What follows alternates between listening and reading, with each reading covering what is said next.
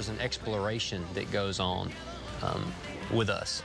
Like Outsiders, no, the song was essentially done for me when I finished that last telly part and said, "It's who we are." That was it. And then all of a sudden, sound like a dying elephant, you know. And it was great. It's like it's one of my favorite guitar moments ever. And that was when everybody kind of went, yeah, that. And that's where you have to create that environment for that to happen. When you hear Outsiders and A Man Who's Gonna Die Young, it can come across as this guy's taking himself really seriously. And I think you need to kind of have a chuckle and go, oh, it's okay. This is music, we're having a good time, let's laugh. It's not so focused on the art part that you lose having a good time. Now that was a cold one.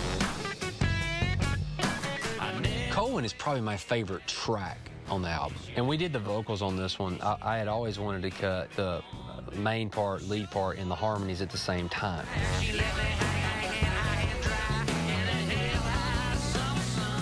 Jeff Hyde sang harmony on that, and I had him with me on this couch back here. And I was on one side, and he was on the other. And he's hiding from him. Yeah, so I was Jeff's trying to look at Jeff because he was trying to make it perfect, and I didn't want it perfect. I wanted him to miss what I was doing. I wanted him to be a word behind me or off. And I finally had to just put my hand up so he wouldn't look at my mouth because he was trying to match it perfect. But it gave a little bit of that live energy, that feel, you know, that it's not perfect, but it's real. There's a track on the Devil Devil. And if you try to count out Devil Devil, it's really backwards. It takes a while. It takes a second for the track to turn around and get in the right timing. And as Jay was going back and trying to fix it, it went away. And I remember calling him one night and going, dude, just stop. What are you? Am I going to have to take that stuff away? I said, because we had it.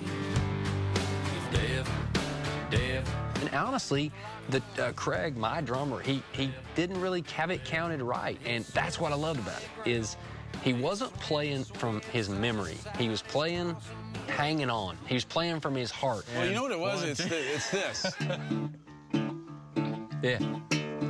And if you take the downbeat off and you're just going, yeah, you think that's the one, then all of a sudden, then it turns. That's it. Yeah, then it turns around. Right. And when we come in on that downbeat, it's just like everybody had the same look. I loved it. You could feel some people trying to stop. Like, yeah, but then within 2 seconds, or not even that long, you're like, yeah, you get it, you know?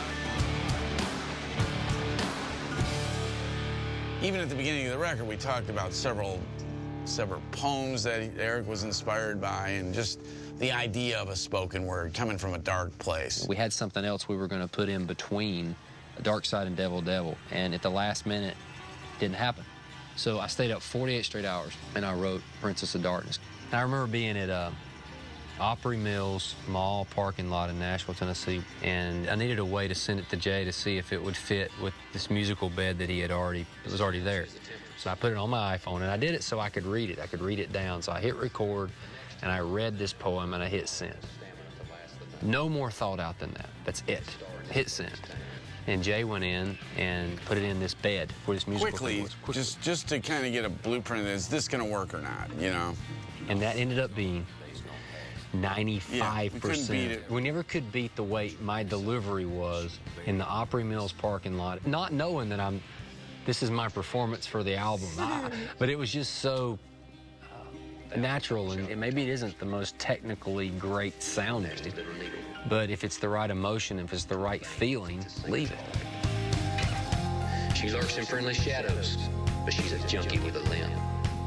The agents are her bookie, and the labels are her pen.